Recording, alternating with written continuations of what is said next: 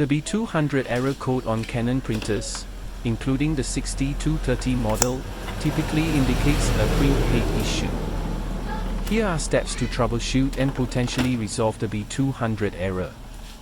Steps to fix B200 error on Canon 6230 printer. Restart the printer. Turn off the printer and unplug it from the power source.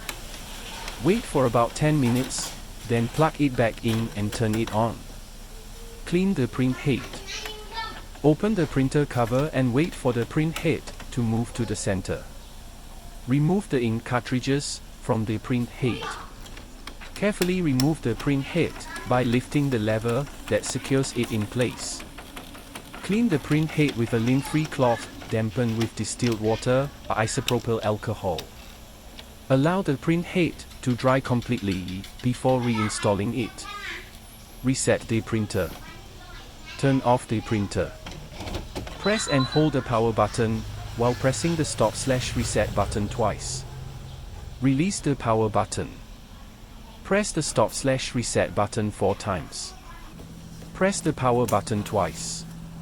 Turn the printer back on. Check for obstructions. Ensure there are no paper jams or foreign objects inside the printer. Replace ink cartridges. If the error persists, try replacing the ink cartridges with new ones.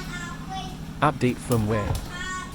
Check Canon's website for any firmware updates for your printer model. Updating the firmware may resolve the issue. Contact Canon support. If none of the above steps work, contact Canon support for further assistance. The B200 error might indicate a deeper hardware issue that requires professional repair. Tips: always use genuine Canon ink cartridges to avoid compatibility issues.